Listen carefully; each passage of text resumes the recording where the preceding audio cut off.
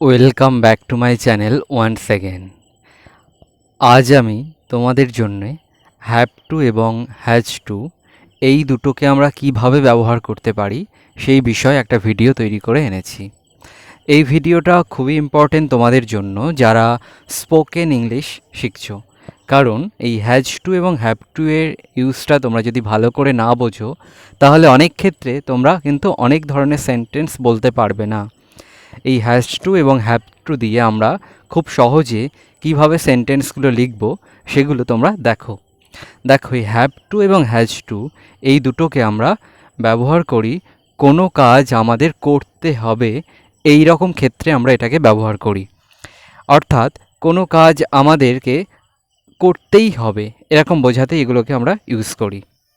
তাহলে চলো আমরা আজ এই হ্যাজ টু এবং হ্যাভ টু দিয়ে কিভাবে সেন্টেন্সগুলি লিখব সেটা দেখে নিই। দেখো, এই হ্যাজ টু হ্যাভ টু দিয়ে আমরা কীভাবে সেন্টেন্স বলতে পারি। যেমন, তোমাকে আমার আদেশ পালন করতে হবে, অর্থাৎ এই কাজটা তোমাকে করতেই হবে। বা তোমাকে আমার বাড়িতে আসতেই হবে, বা আমাকে আজকে মিটিংয়ে যোগ দিতে হবে। এই ধরনের সেন্টেন্সগুলো আমরা হ্যাভ টু বা হ্যাজ টু দিয়ে লিখতে পারি। যেমন, তোমাকে আমার আদেশ পালন করতে হবে, you have to obey my order. যে ইউ এর সাথে হ্যাভ হবে, তাই you have to obey my order. এই হ্যাভ টু বা হ্যাজ টু এর পরে ভার্বের প্রেজেন্ট ফর্ম তোমাকে ইউজ করতে হবে। তাহলে you have to obey my order মানে হচ্ছে তোমাকে আমার আদেশ পালন করতে হবে। নেক্সট দেখো, তোমাকে আমার বাড়িতে আসতেই হবে, you have to come to my house. Next দেখো, তোমাকে কষ্ট ভোগ করতে হবে, ইউ হ্যাভ টু সাফার। এই যে সাফার মানে হচ্ছে কষ্ট ভোগ করা, এটা ভার্বের প্রেজেন্ট ফর্ম, তাই আমি ইউ হ্যাভ টু সাফার এইভাবে সেন্টেন্সটা লিখলাম। নেক্সট দেখো, এর আগে যেটা আমরা 2 নম্বর করলাম ওখানে ছিল কাম। কাম হচ্ছে ভার্বের প্রেজেন্ট ফর্ম, তাই ইউ হ্যাভ টু কাম, তোমাকে আসতে হবে, আসতেই হবে বা আসতে হবে।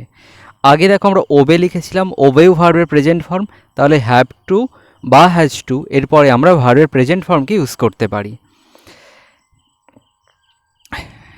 নেক্সট দেখো, আমাকে কাজটি আজকের মধ্যে করতেই হবে, I have to do the work by today. I have to do the work by today. By today, by tomorrow মানে আজকের মধ্যে, আগামীকালের মধ্যে। নেক্সট দেখো, আমাদের সময় মতো পৌঁছাতে হবে, we have to reach in time. We have to reach in time. In time মানে হচ্ছে সময়ের মধ্যে, তাহলে we have to reach in time. তোমাকে আমার সাথে দেখা করতেই হবে, you have to meet me. You have to meet me, তোমাকে আমার সাথে দেখা করতেই হবে। আজ তোমাকে আমার বাড়িতে খেতেই হবে, you have to eat at my house today. এই you have to eat at my house today.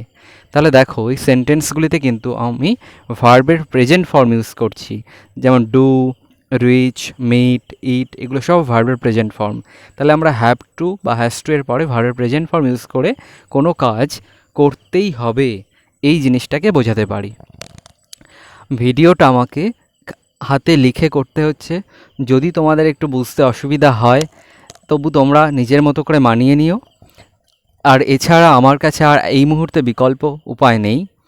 Next time চেষ্টা করব তোমাদের জন্যে আরও ভালোভাবে ভিডিওগুলোকে প্রেজেন্ট করা। আর যদি আমার এই ভিডিও ভালো লেগে থাকে তাহলে অবশ্যই চ্যানেলটিকে সাবস্ক্রাইব করবেন এবং বেল আইকনটাকে প্রেস করবেন। অবশ্যই ভিডিওতে লাইক কমেন্ট করতে ভুলবেন না। Thank you for watching my video. Have a good day.